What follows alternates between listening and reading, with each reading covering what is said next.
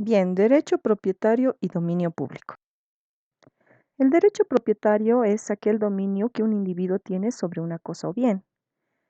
Es el poder directo e inmediato sobre un objeto o bien, donde su titular tiene el poder para usar, gozar y disponer de esos objetos o bienes.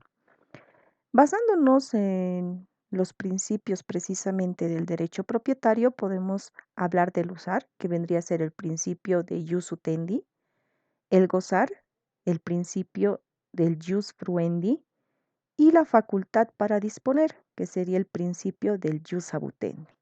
Estos tres principios forman parte de lo que sería el derecho propietario. Los elementos de los derechos de la propiedad intelectual. La propiedad intelectual conlleva los tres principios que anteriormente mencionábamos, pero que son aplicados de manera particular a lo que entendemos como propiedad intelectual. Uno de los primeros elementos es la exclusividad, es decir, son derechos exclusivos porque solamente los titulares pueden explotar, distribuir, comercializar y se excluye a terceras personas. El segundo elemento viene a ser los mecanismos especiales que tiene la propiedad intelectual para su creación. Otro elemento es que tiene duración limitada, a diferencia de otro tipo de derecho propietario. Asimismo, dentro de los elementos podemos encontrar que para su comercialización tienen que estar sujetos a normas especiales. Asimismo, tiene normas y medidas especiales para el flujo de los productos intelectuales a través de las fronteras. Entonces, esto conllevaría también a regulación extranjera. Tienen reglas expresas para hacer efectivo el derecho de exclusividad. Debe estar regulado precisamente. Los bienes.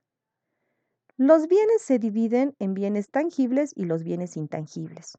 Los bienes tangibles son todos aquellos que pueden ser perceptibles a través de los sentidos. Entonces, dentro de estos bienes encontraríamos todos los bienes muebles, así como también los bienes inmuebles. Y dentro de los intangibles encontraríamos esos bienes que no son perceptibles por los sentidos, digamos, por el sentido del tacto exclusivamente.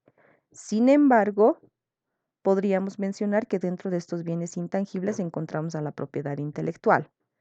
Por ejemplo, una canción, una melodía.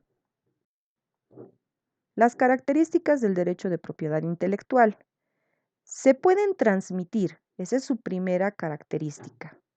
Pueden ser transmitibles a terceros, podrían quedar en el anonimato o de manera textual se puede transmitir para el dominio público.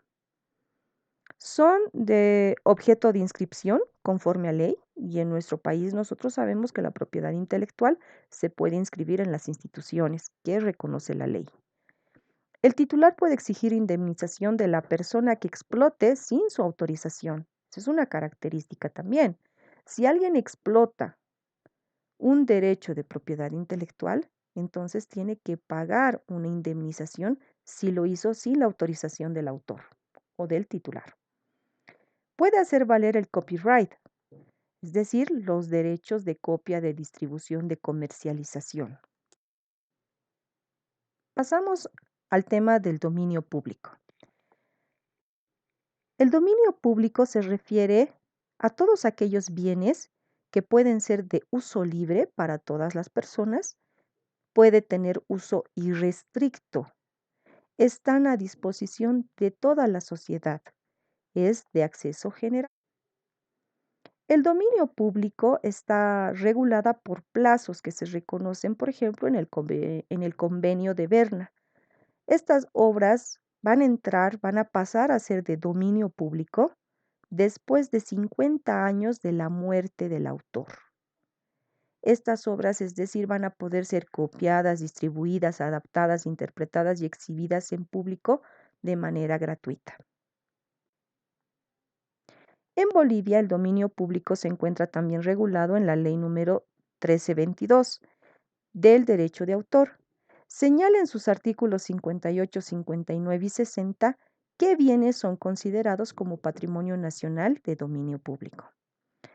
Por ejemplo, aquí se señalan como parte de este dominio público a los himnos patrios, a los himnos cívicos. El dominio público como herencia cultural. Evidentemente, si decimos que el dominio público va a ser de acceso general para todas las personas, estamos hablando que llegarían a formar parte también de la cultura de una sociedad.